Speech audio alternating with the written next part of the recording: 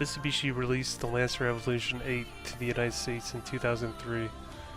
The introduction of this car was due to the fact that Subaru was doing incredibly well with the Impreza WRX STI. Even though the EVO 8 was new to the US, it was originally released in Japan in 1993 as the EVO 1 and lived through 10 generations in 23 years. The EVO finally retired in 2016 in the 10th generation with a final edition special edition model. Originally the EVO was only intended for the Japanese market. However, the European market began to see importation of EVOs through rally art dealers in the gray market in 1998.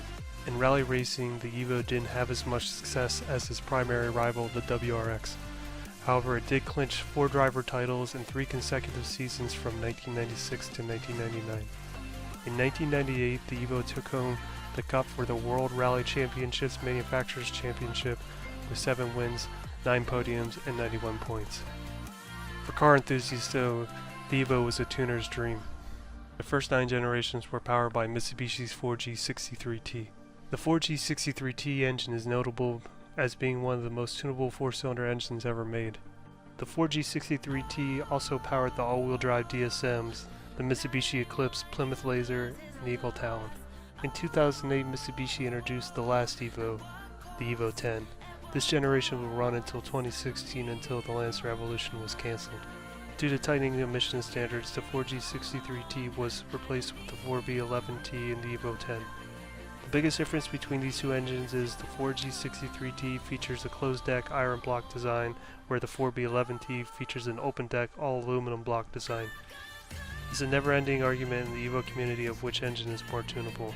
In 2014, Mitsubishi announced that it would be canceling the Lancer Evolution in the 2016 model year. So why did Mitsubishi cancel the Lancer Evolution? My guess is probably due to dwindling sales. To be honest, I had never even heard of an EVO until 2010, when my neighbor took me for a ride in his 2008 MR. I remember the paddle shifters on the steering wheel, and it's the first car I'd ever ridden in that had launch control. I remember thinking, man, this car is really quick for a 4-door, and from that point on I was totally hooked on EVOs. But honestly, why hadn't I never heard of it? I knew exactly what a WRX STI was. And that brings me back to the dwindling sales. If you live in North America, I want to ask you, when was the last time you saw an EVO in any Mitsubishi commercial ever since they've been here in North America, well, at least the United States, since 2005. I can't remember ever seeing the EVO in any Mitsubishi commercial, and I can't even really remember any Mitsubishi commercials that ever stuck out to me. If you have a flagship car, let's use a Corvette as an example, you have to show it off, because showing off your flagship car is what gets people into dealerships and is what helps sell other cars that the manufacturer makes.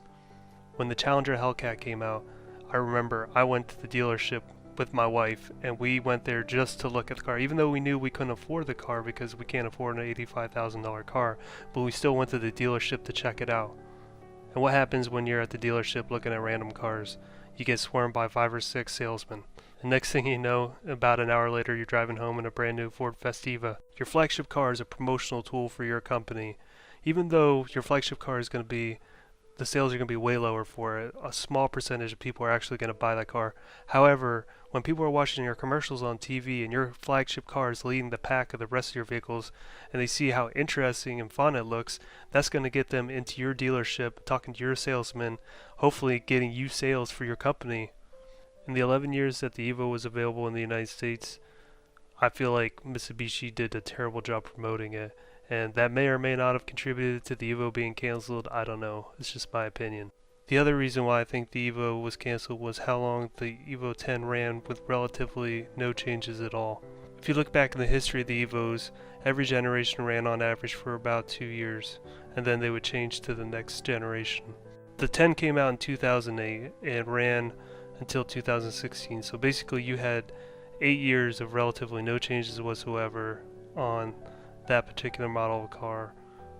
To me, I think that people were just bored of the EVO 10, and honestly I don't think Mitsubishi ever planned on bringing anything else out. When they canceled the EVO, they left a huge gaping hole in the market, and you can see that the Focus RS, and even you may say that the Honda felt comfortable with bringing the Type R, Civic Type R over to the United States and releasing it here. Even though that's kind of a little thing and probably really didn't have much to do with the overall demise of the EVO, I still think it was kind of an important factor in it.